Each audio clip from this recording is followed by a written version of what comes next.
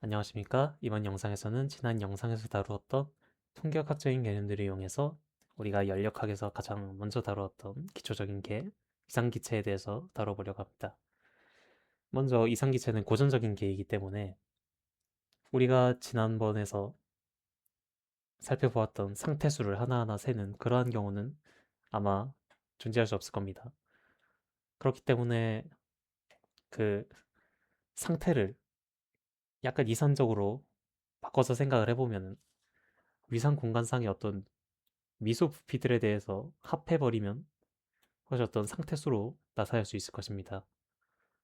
그리고 상태의 수는 무차원형이지만 이 미소 부피는 차원을 가지기 때문에 그 차원을 무차원형으로 바꿔주기 위해서 이렇게 적당한 비례상수를 붙여주면 어떤 상태에 대한 합을 위상 공간상의 적분으로 나타낼 수 있을 것입니다. 그거를 기반으로 깔고 시작하겠습니다. 먼저 어떤 이상기체에 입자 하나가 들어있는 개를 생각해 보겠습니다. 그리고 그 개의 온도가 정확히 말하자면 역온도가 베타로 결정되어 있다고 알고 있습니다. 그러면 온도가 결정되어 있으니까 우린 캐노니컬 양상벌에서 배웠던 분배함수를 구하는 방법을 생각해 보면 이렇게 단순히 지수함수에 역온도와 해밀토니안의 곱을 올려서 마이너스를 붙이고 적분을 해버리면 이렇게 입자 하나가 있는 개의 상태함수를 구할 수 있을 것입니다. 먼저 이 앞에 있는 상수의 차원을 생각해 보면 h의 세제곱이 위상 공간상의 운동량과 위치의 곱에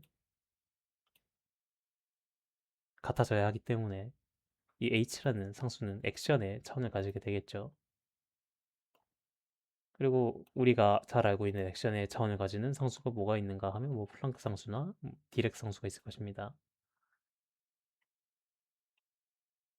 그래서 이 비례상수와 이 플랑크 상수 간의 관계는 나중에 가서 한번 살펴보도록 하겠습니다.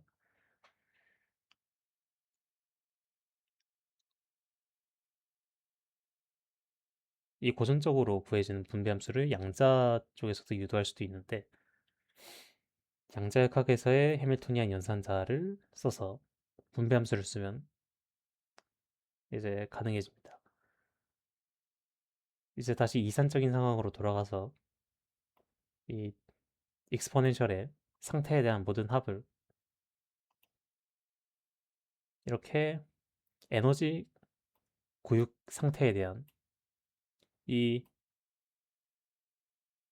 이너 프로덕트 연산자를 붙인 이너 프로덕트를 모두 합한 걸로 바꿔버릴 수 있을 것입니다. 자, 그러면 이제 우리가 원하는 이 운동량과 위치에 대한 전개를 나타내기 위해서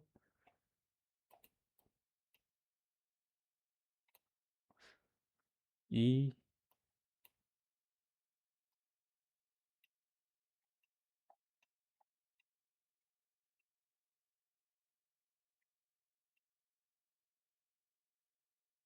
이 관계를 이용해 줄 겁니다. 이렇게 운동량, 뭐 위치 연산자에 대해서도 마찬가지입니다. 이 위치나 운동량 고유 상태에 대해서 이렇게 사용을 시켜서 다시 이렇게 곱해서 그 가능한 모든 기저 상태에 대해서 합해버리면 항등 연산자가 나오게 되겠죠. 이걸 적분형으로 바꿔버리면 이렇게도 쓸 수 있을 것입니다. 그럼 이제 우리가 해야 할 것은 이 브라켓 내부에 이 항등 연산자를 여기에 하나 삽입해줘서 이런 식으로 바꿔줄 것입니다. 그럼 이제 이 가운데 있는 이 부분은 n에 관한 인덱스가 없기 때문에 바깥으로 빼줄 수 있고 마찬가지로 이 적분도 사실 n과는 관련이 없기 때문에 앞으로 빼주면 이렇게 적분을 밖으로 빼고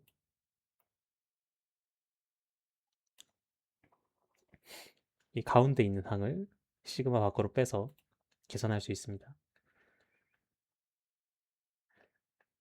근데 생각해보면 이 n에 대한 합도 이것과 똑같은 형태가 됩니다. 그러니까 이 n에 대한 합은 결국 항등 연산자를 나타내는 것이 되고, 그리고 이 Q'과 Q의 내적은 이 디렉 델타 함수를 써서 델타 Q' 마이너스 Q로 쓸 수 있으니까 우리가 최종적으로 계산을 잘 해보면 이렇게 4번식과 같은 계산식이 나오게 됩니다. 그래서 이제 4번식의 결과로 보면은 에너지 고유 상태들에 대한 합을 위치 고유 상태에 대한 합으로, 정확히 하자면 적분으로 바꿨습니다. 그리고 이건 컴플리트한 어떤 의미의 기저에 대해서는 똑같은 논리로 전개할 수 있기 때문에 운동량, 위치 뭐 이런 모든 기저들에 공통적으로 적용이 됩니다. 이제 그럼 해밀토니안 연산자를 이 4번식에서 작업해 둔 것을 가지고 위치와 운동량에 대한 표현으로 나타내 보겠습니다. 근데 먼저 일단 짚고 넘어야 될 게, 우리가 어떤 지수 법칙을 이용할 때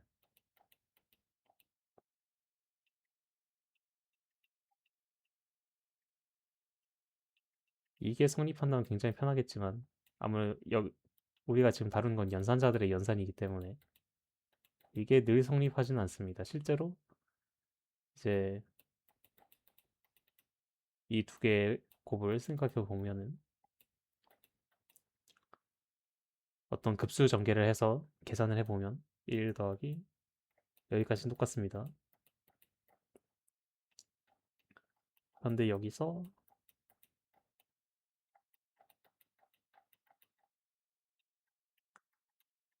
이 커뮤테이터에 해당하는 항이 나와버리게 됩니다.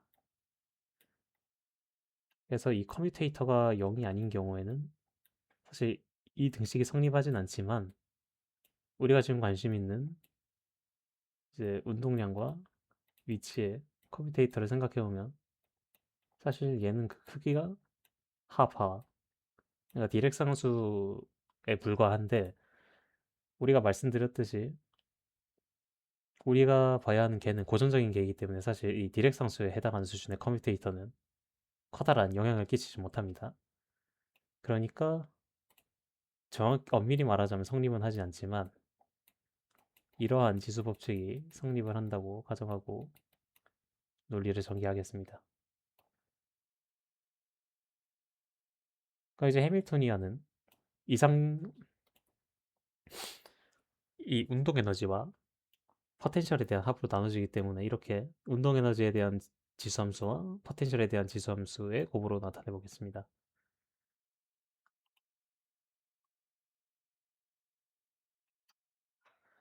그러면 이제 우리가 위치 연산자에 대해 나와 있는 것을 위에서 보았듯이 이 4번 분배함 수식을 이용해서 Q를 넣어서 계산을 하면 이 운동 에너지에 대한 것을 밖으로 빼놓고 보면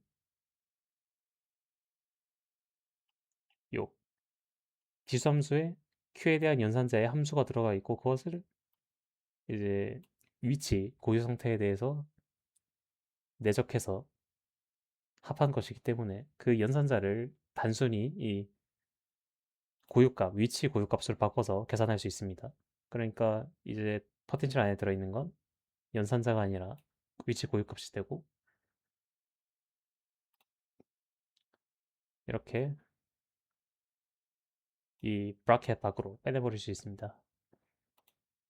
그리고 이 운동량에 대해서도 똑같이 운동량 항등 연산자를 끼워 넣어서 계산을 해주면 최종적으로 6번의 오른쪽 식이 나오게 됩니다.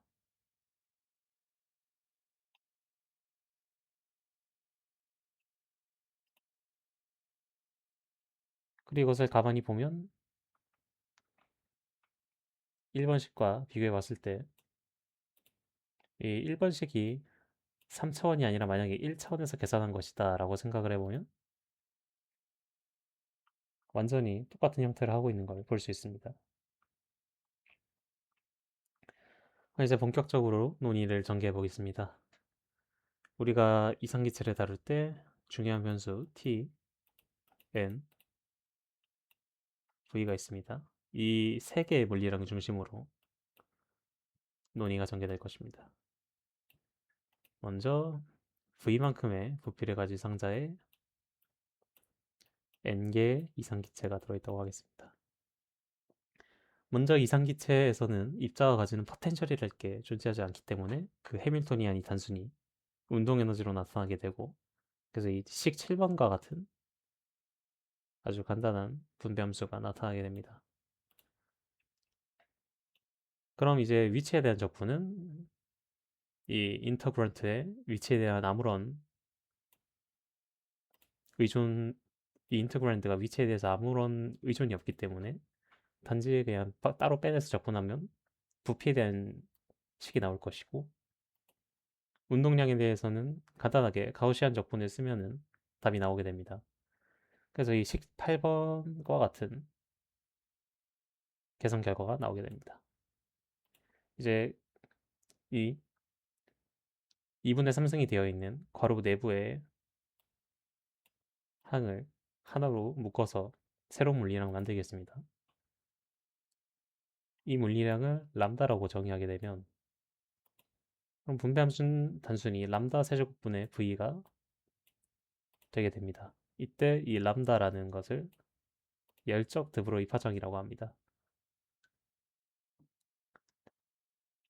자, 이제 우리는 n개의 이상기체가 있는 걸 원합니다. 방금 우리가 구한 것은 이 n이 1일 때였습니다. 근데 이상기체는 사실 입자 서로서로가 완전히 독립적인 개를 단순히 공간상으로 하나에 겹쳐둔 것에 불과하기 때문에 n개의 독립적인 개가 있다고 생각하면 되고, 그러니까 분배함수는 그냥 그 개수 n만큼 n제곱하면 나오게 됩니다. 그러니까 20번 식과 같이 람다의 3n승분의 v의 n승에 해당하는 것이 분배함수가 됩니다. 사실 엄밀히 따져보면 식 10번에 약간의 문제가 있긴 하지만 살짝 나중에 다루겠습니다. 이제 분배함수가 주어졌으니까 우리가 관심 있는 모든 거시적인 양에 대한 계산이 가능해집니다.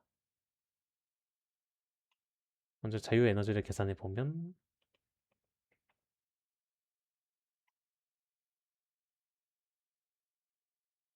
자유에너지가 이렇게 나오게 되고, 압력은 자유에너지의 부피 편비분에 마이너스를 붙인 것이니까 11번이면 우변과 같이 압력을 나타낼 수 있게 됩니다.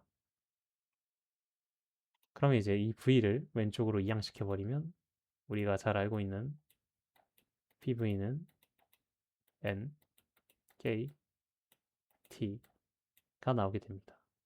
이걸 몰수로 바꿔버리면 N, R, T,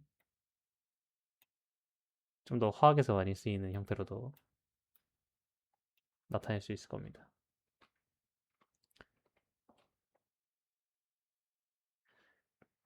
그래서 이제 우리는 통계학적으로 논리를 전개했을 때 이상기체 상태방 정식을 완전히 다시 도출해낼 수 있다는 걸 알 수 있습니다. 그러니까 우리가 지금까지 정의해둔 이 온도라는 물리량이나 압력이라는 물리량이 제법 실제 연력학과 같구나라는 것을 다시 확신할 수 있을 겁니다.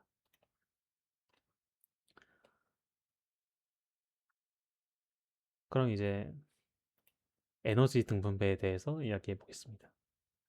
우리가 아마 할리데이 일반 물리학에서는 어떤 기체의 내부 에너지가 자유도를 F라고 했을 때 이런 식으로 나오게 된다고 일반 물리학 연력학 시간에 아마 배웠을 겁니다. 이것이 바로 에너지 등분배라는 건데, 이걸 통계학적으로 한번 살펴보면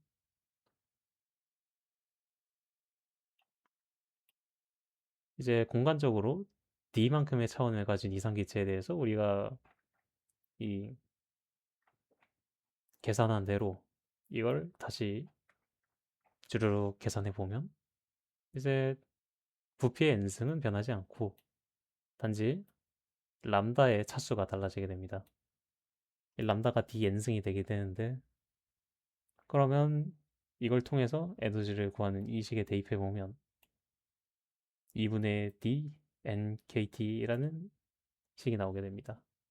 그러니까 우리가 방금 그러니까 일반 물리학에서 배웠던 에너지 등분배의 식과 완전히 같은 결과를 도출하게 됩니다.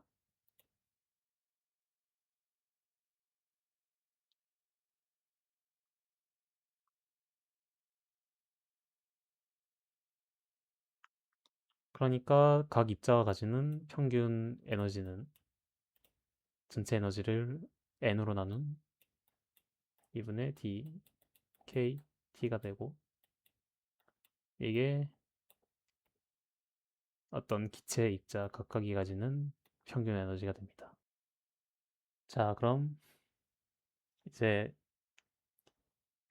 이상기체 엔트로피를 다루면서 식 10번에 있는 약간의 문제를 다뤄보겠습니다.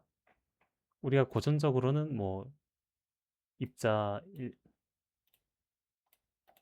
어떤 입자 1이 있다고 하고 입자 2가 있다고 했을 때 얘네 둘은 분명히 구분 가능합니다.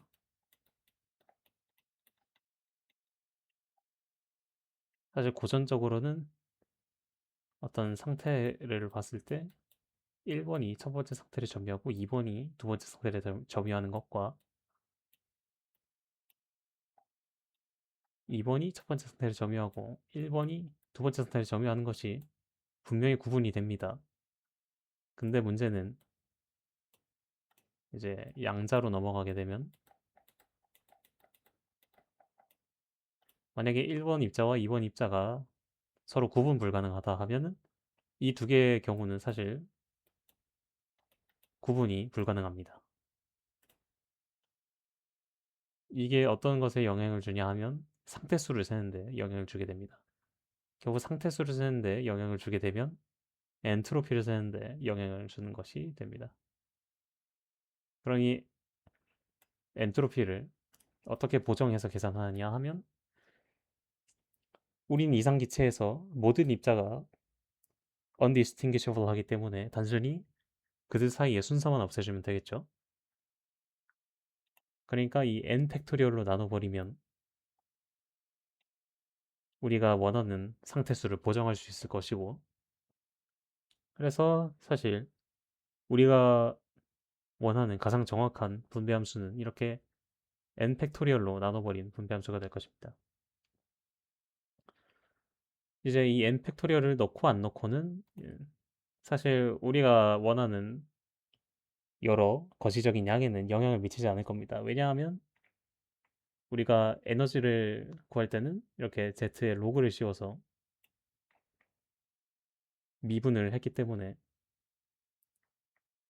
이 n이라는 상수는 로그를 씌웠을 때 밖으로 꺼내지고 어떤 상수항을 더하고 뺀 것이 되니까 그걸 미분하면은 0이 되어서 압력이나 에너지에 관한 식을 구할 때는 사실 별 상관이 없습니다.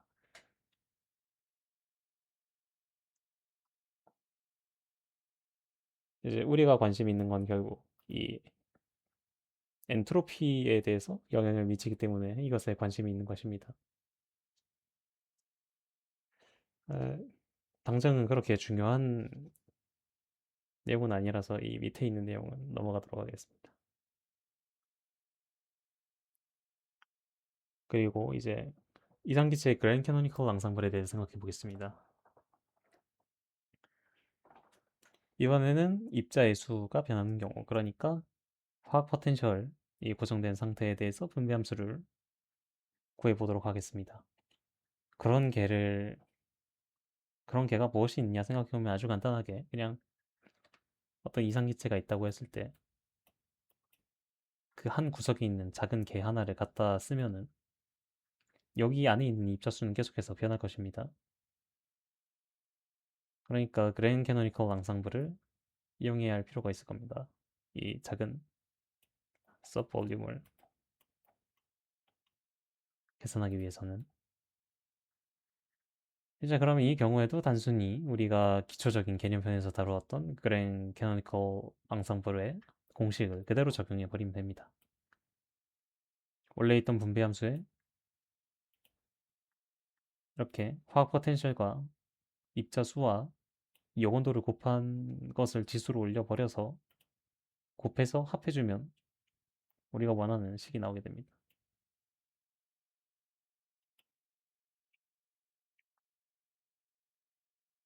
그래서 평균 입자 수를 계산해보면 이런 식으로 나오고, 이를 화학 포텐셜에 대해서 다시 써보면 이렇게 KT 로그 V분의 N 람다 세제곱이 나오게 됩니다. 생각해보면 이제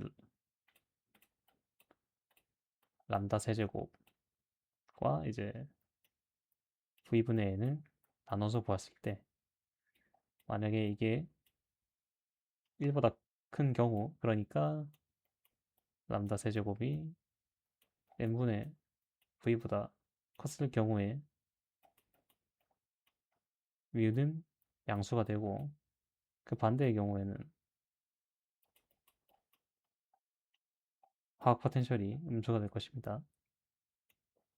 근데 방금 우리가 말했듯이 이 친구는 열적 드브로이 파장이 되고, 이거는 기체의 평균 밀도가 되겠죠.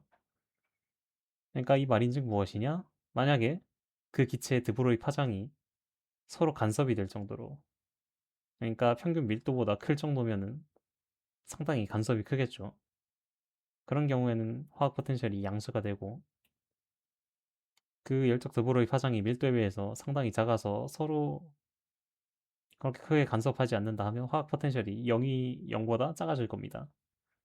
그러니까 사실 우리가 다루는 많은 고정계에서는 화학 포텐셜이 음수가 될 것이고, 우리가 양자적으로 다루는 계에 대해서는 이 화학 포텐셜이 양수가 되는 경우가 생길 것입니다.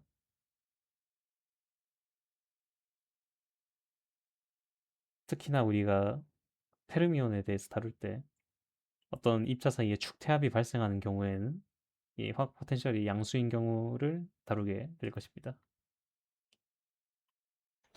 네, 그럼 다음으로는 맥스웰 분포에 대해 다뤄보겠습니다. 중간에 영상이 한번 끊겼는데 자료에 문제가 있어서 좀 수정을 하냐고 편집을 해서 다시 붙였습니다.